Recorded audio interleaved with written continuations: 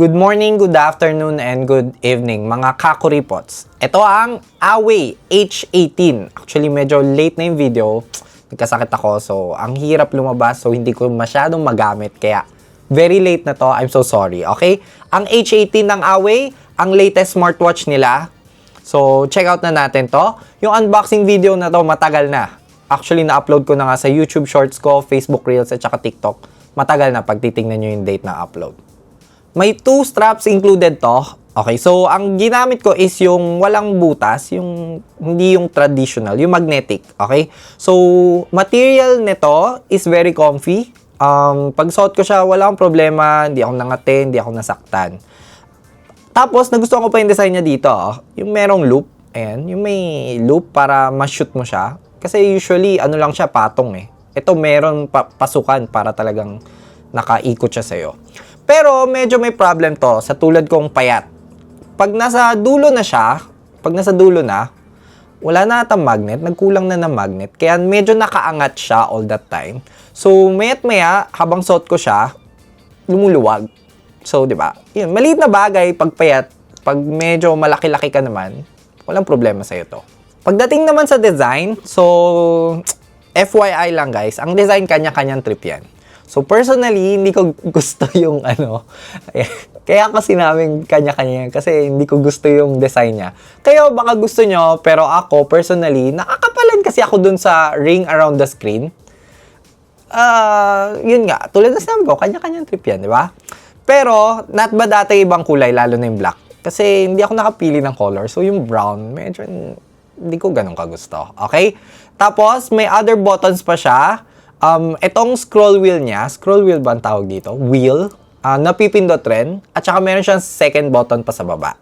Actually, yung wheel niya, for me, medyo maliit. Kasi pag suot ko siya, syempre nakadikit siya sa balat ko. Medyo ang hirap i-access. Nahirapan ako ikutin.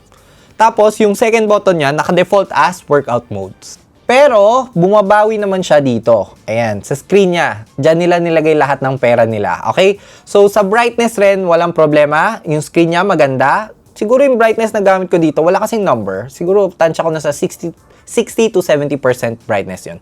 So, bright na bright siya. Pag 100%, bright na talaga. At syempre, pagdating sa mga smartwatches, parating kong sinasabi, ang importante para sa akin, so, depende kung ano importante sa inyo, pero para sa akin, ang battery life niya.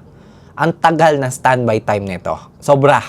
So, 2 weeks siyang standby kasi yun nga, nagkasakit ako. Hindi ko siya nagamit. So, na-check ko talaga yung battery life niya. 2 weeks standby, around 30% na nabawas. Tagal nun, di ba? 2 weeks yun, di ba? Tapos, nung gamit ko na siya, around 1% per hour ang bawas ng battery niya. So, for me, not bad. Naka-off pala lahat ng sensors nun. Sa total, hindi ako masyadong gumagamit ng sensors. Maya, sabihin ko rin sa inyo kung bakit na hindi ganun ka-okay on yung sensors nito. So, 1% per hour, so around 100 hours mo siyang gamit.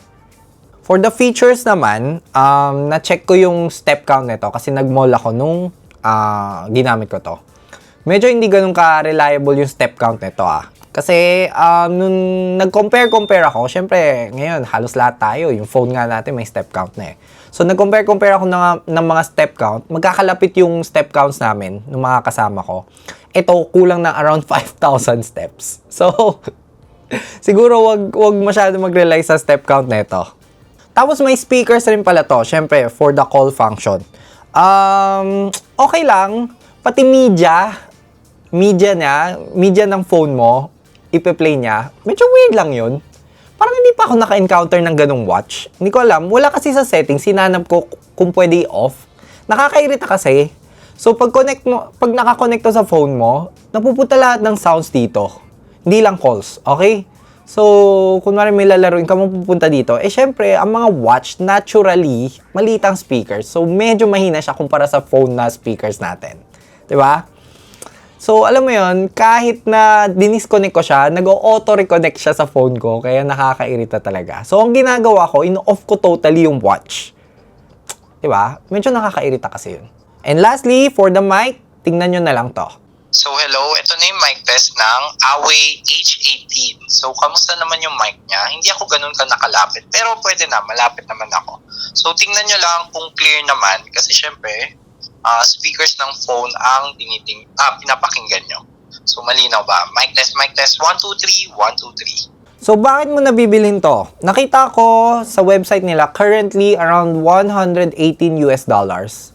So, around 6.7K ba? Usually, pag global lang site talaga, medyo mas mahal. Siguro kasi syempre, nagbebenta sila sa ibang bansa. May tariffs. 'Di ba? 'Di ba? So, pati tayo nadadamay doon.